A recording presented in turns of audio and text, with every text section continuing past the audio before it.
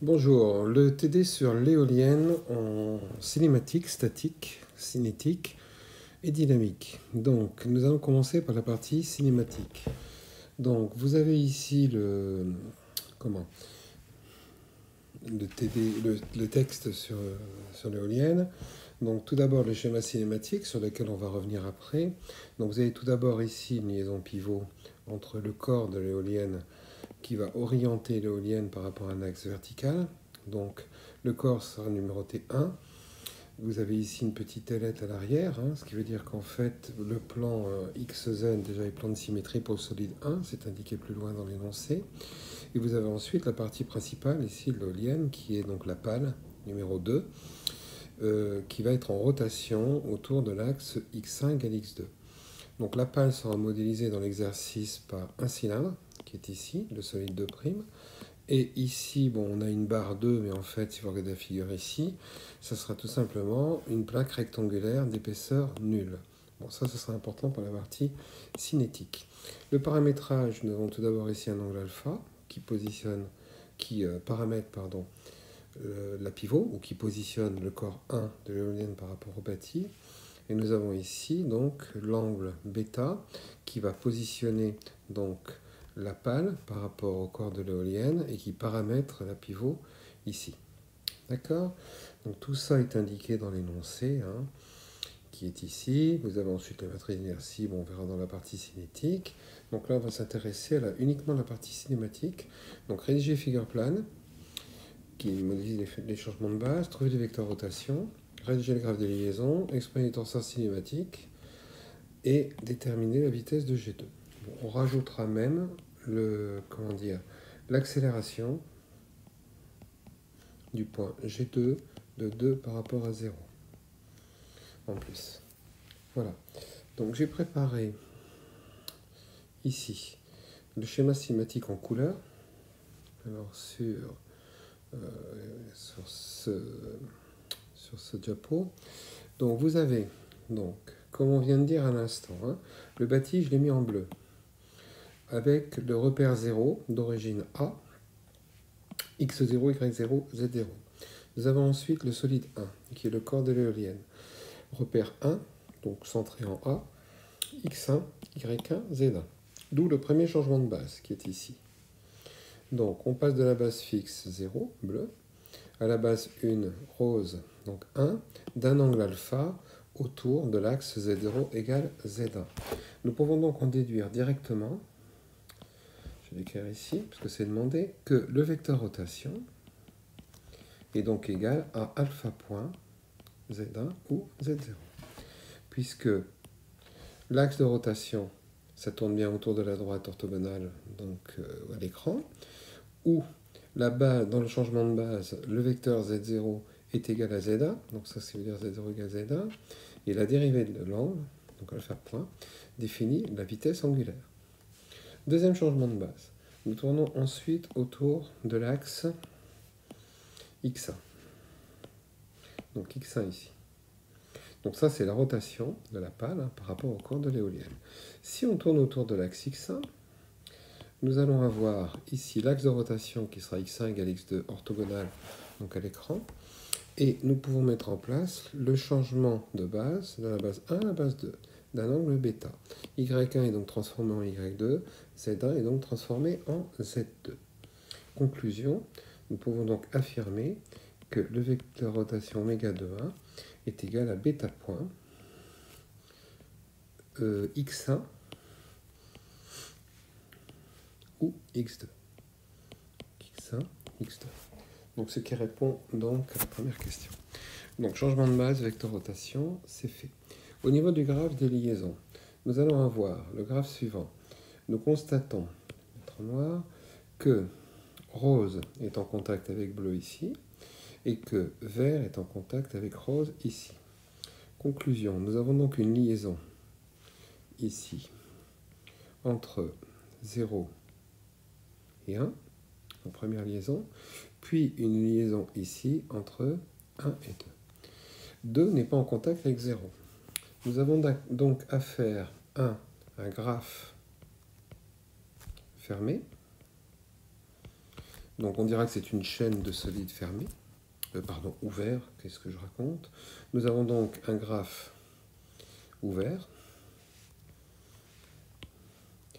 que l'on peut qualifier donc chaîne ouverte de solides. Donc c'est ce qu'on appelle une chaîne ouverte de solides. Donc les solides sont associés les uns derrière les autres en série. Nous avons tout d'abord une première liaison qui est la liaison 1, une deuxième liaison qui est la liaison 2. Donc la première étant A, dans le texte est indiqué que A c'est le centre de gravité G1 qui est ici. Donc je vais rajouter A égale G1. D'accord. Et nous avons ensuite A égale G1. Et nous avons ensuite G2 qui est le centre théorique de l'autre liaison. Donc une pivot d'axe G1 Z0 Z1 ou A Z0 Z1 et une pivot ici d'axe G2 X1 ou X2. Donc les deux liaisons sont des pivots. Une d'axe A Z1 Z0 et l'autre d'axe G2 X1 égale X2. Donc voilà pour le graphe et les liaisons. Il est demandé aussi de façon logique d'écrire les torseurs. Premier torseur. Le torseur de 1 par rapport à 0. Bon, c'est une pivot. Donc, comme tous les torseurs, nous écrivons à gauche le vecteur rotation, qui est la résultante cinématique. Donc alpha point Z1 ou Z0, à gauche. Donc alpha point Z1 ou Z0. Et nous allons écrire ce torseur en un point simple. Donc le point simple, c'est le point A ou G1, qui est le centre, mais aussi tous les points de l'axe sont des points de vitesse nulle dans le mouvement de 1 par rapport à 0. Ce que nous pouvons écrire dans le torseur comme ceci, en écrivant ceci. Ce qui veut dire en fait que la vitesse de A de 1 par rapport à 0 est nulle. Et ceci est valable en tout point de l'axe. Donc, conclusion, ce torseur est un glisseur, ce qui veut dire qu'en clair, tous les points de l'axe sont des points de vitesse nulle. Pour le torseur de la pivot suivante, donc le torseur de 2 par rapport à 1, c'est exactement la même chose. C'est une pivot, donc centre théorique G2, d'axe, donc là il manque appartenant, d'axe G2 X2 égale X1. Conclusion, en tout point de l'axe, la vitesse est nulle. Donc, ce qui revient à écrire, je vais l'écrire ici, que la vitesse de G2, de 2 par rapport à 1, est nulle. À gauche, nous mettons le vecteur rotation, donc bêta point X1 ou 2. Bon, remarque, le point intéressant pour cette liaison est le point A, puisque comme cette liaison est vraie en tout point de l'axe, A appartient à l'axe G2, X2 ou X1. Conclusion, nous pouvons l'écrire comme ça, hein, virgule A, c'est-à-dire que ce torseur est valable aussi en A. Conclusion, la vitesse de A, de 2 par rapport à 1, est nulle aussi. Il est demandé dans le texte de calculer maintenant le torseur, alors c'est pas écrit calculer, mais bon, c'est calculé, car le torseur de 0 n'est pas un torseur de liaison. Première remarque. Donc, c'est-à-dire qu'en fait, vous n'avez, comme l'on voit dans le graphe, hein, il n'y a pas contact. Par contre, en cinématique, on peut décrire le mouvement de 2 par rapport à 0. Donc on va décrire dans ce torseur de 0, et en fait, c'est le torseur de 2 par rapport à 1 plus le torseur de 1 par rapport à 0. Donc, ce qu'on appelle la composition des mouvements ou le châle sur les torseurs. Donc, conclusion, nous pouvons ajouter ces deux torseurs. Pour ajouter les torseurs, on va ajouter les vecteurs rotation, donc indépendamment du point. Ça, c'est la composition des vecteurs rotation.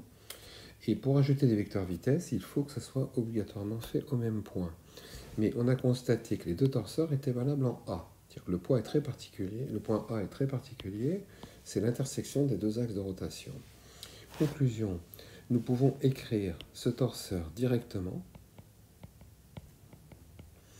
Alpha point Z1 plus bêta point X1. 0 au point A. Ce qui veut dire qu'en fait, que le vecteur rotation de 0, c'est alpha.z1 plus bêta.x1. Ce qui veut dire aussi que VA de 0, pardon, qui lui-même est égal à VA de 1 qui est nul plus VA1 0 qui est nul est égal à 0. D'accord?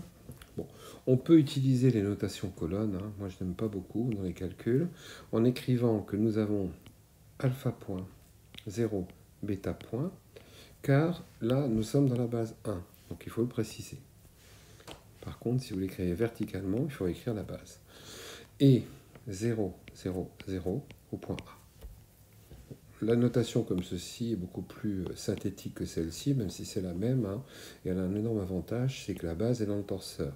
Vous pouvez sommer, par exemple, des vecteurs qui ne sont pas dans la même base, ce qui est impossible ici. Quand vous écrivez verticalement, vous êtes en projection dans une base. Ok? Alors, il est demandé dans le texte, en fait, de calculer la vitesse du point G2, et non pas la vitesse de A. La vitesse de point G2, de 2 par rapport à 0. Première remarque, on peut le faire en dérivation vectorielle. Bon, ce que je déconseille fortement, en disant que c'est la dérivée du vecteur AG2 dans la base 0. Car A, là je parle du point A bleu, il est fixe dans 0. On dérive AG2 dans la base 0 et on trouve le résultat. Bon, là, étant donné que nous avons la vitesse de A de 2 par rapport à 0, il est naturel de faire un babar en disant que la vitesse de G2, c'est la vitesse de A, plus G de A vectoriel oméga de 0. Vitesse de A est nulle.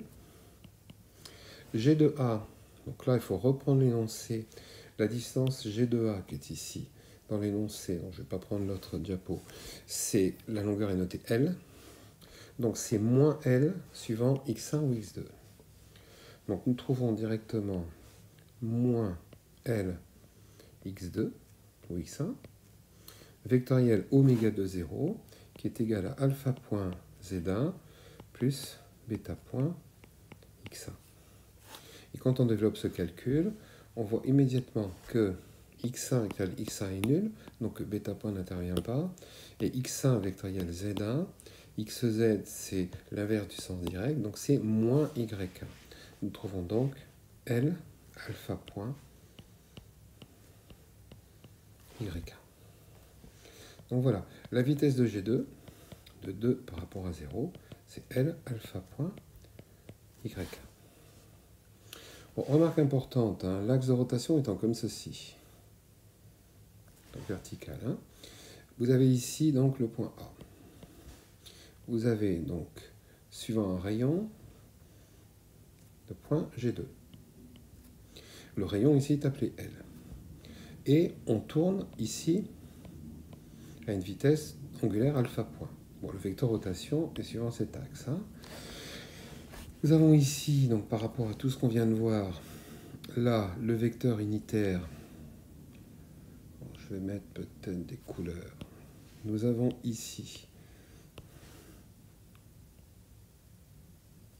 donc le vecteur x1 et ici le vecteur y1, les vecteurs étant orthogonaux. Donc L est suivant donc x1, c'est écrit ici, donc suivant moins x1. Le point G2 appartenant donc à 1 par rapport à 0 décrit une trajectoire circulaire. Vous avez un cercle là. Ça c'est la trajectoire du point G2 appartenant donc à 1 par rapport à 0. Donc la vitesse est bien tangente au cercle, donc suivant y1, et le module du vecteur vitesse vaut en fait r oméga, entre guillemets.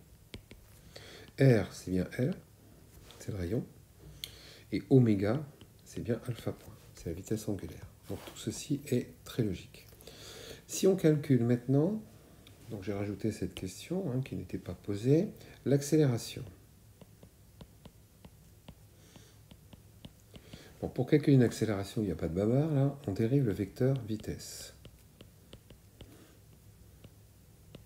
Donc il suffit de dériver le vecteur vitesse de G2 de 1 par rapport à 0, mais attention, il faut bien dériver dans 0. Hein. Vous avez l'accélération dans 0, c'est 1, 0, et c'est 1, 0 ici. Ce qui revient tout simplement à dériver le L alpha point Y1 dans 0. Donc on dérive L alpha point Y1 dans 0. Une dérivée vectorielle, hein. Alors certains disent que la dérivée de ça, c'est la dérivée de ça dans 1 plus oméga 1, 0 vectoriel ça. Donc c'est la formule de dérivation. Et la dérivée de ça dans 1, c'est L alpha seconde Y1. Bon, moi je préfère dériver directement, c'est-à-dire je dis que c'est une forme UV, et je fais U'V plus UV'. Donc on trouve directement dérivée de L alpha point, c'est L alpha seconde. L point alpha point est nul, hein, puisque L est constant. Donc on trouve L alpha seconde Y1 plus L alpha point, dérivée de Y1 dans 0, tout simplement. Alors, la dérivée de Y1, je vais faire plus bas, la dérivée de Y1 dans 0, alors si on prend la figure de changement de base, qui est ici, bon, il y a un moyen simple, hein, quand un vecteur tourne par rapport à un autre, la dérivée de Y1, ça donne moins x1, moins alpha point x1. C'est le vecteur orthogonal. De la même façon que la dérivée de x1, c'est plus alpha point x1. Donc ça, c'est un moyen mémotechnique.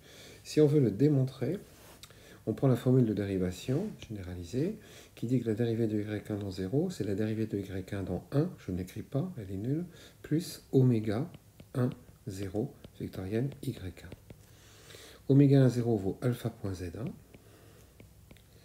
Et on trouve donc moins alpha point x1, puisque zy, c'est le sens inverse du sens direct, donc c'est moins x1.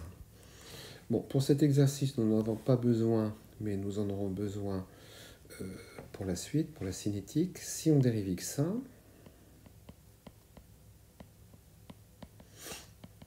on fait oméga 1, 0 vectoriel x1, donc alpha point z1 vectoriel x1, et zx étant le sens direct, on trouve plus alpha point y1.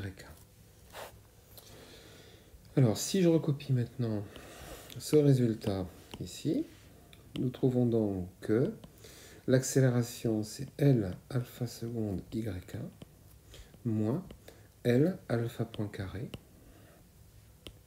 parce que c'est L alpha point fois le alpha point y1 que nous venons de calculer. Donc L alpha point carré y1. Nous trouvons donc deux composantes, celle-ci qui est appelée accélération tangentielle, L alpha seconde y1, puisque sur la petite figure qui est ici, on est bien tangent au cercle, donc c'est l'accélération dite tangentielle, et l'autre, qui est ici, c'est l'accélération normale. Bon, je mets le moins dans le vecteur, c'est l'accélération qui est dirigée donc suivant x1, donc je me suis trompé. Donc ici, c'est un x1. Donc si on vérifie, c'est bien le x1 qui est ici. Donc ça, c'est l'accélération normale, ou dite accélération centripète. C'est-à-dire qu'en fait, si je prends une couleur, nous avons ici une accélération dite normale, qui est dirigée vers le centre, et une accélération dite tangentielle, donc qui est tangente au cercle.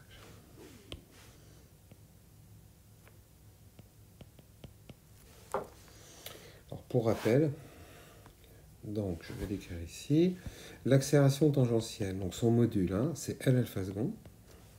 L'accélération normale, donc j'enlève le vecteur, c'est comme si je fais la norme du vecteur, hein, c'est donc L alpha point carré. Étant donné que oméga est égal à alpha point, c'est oméga z indice, L c'est le rayon, et on trouve le fameux R oméga carré, ici. Et là, de l'autre côté, nous avons en fait L, c'était grand L, hein, c'est pas petit L, c'est grand L. Voilà. Bon, je vais l'écrire proprement. Donc nous avons ici grand L alpha point carré ou L oméga z1 0.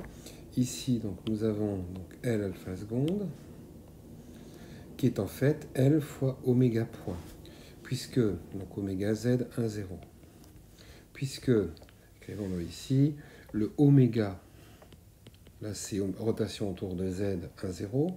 Par définition, c'est alpha point. Donc, oméga point, c'est alpha seconde. Donc, conclusion, bon ça c'est fait en première année. L'accélération tangentielle est nulle si oméga point est constant, c'est-à-dire si oméga égale constante. Quand vous tournez à vitesse constante, cette accélération tangentielle est nulle. L'accélération normale vaut R oméga carré, R ou L, d'accord? Et on parle à ce moment-là, aller uniquement vers le centre, on parle d'accélération centripète. L'accélération tangentielle est nulle. Donc je vais l'écrire ici à côté. Si oméga égale constante, oméga point égale 0, donc AT égale 0, pour rappel. Donc voilà pour la première partie qui est en fait l'étude cinématique de cette éolienne. Donc c'est assez classique. Nous verrons dans une autre vidéo le début de la partie cinétique avec le calcul des matrices d'inertie. Voilà, je vous remercie de m'avoir suivi. Je vous dis à bientôt.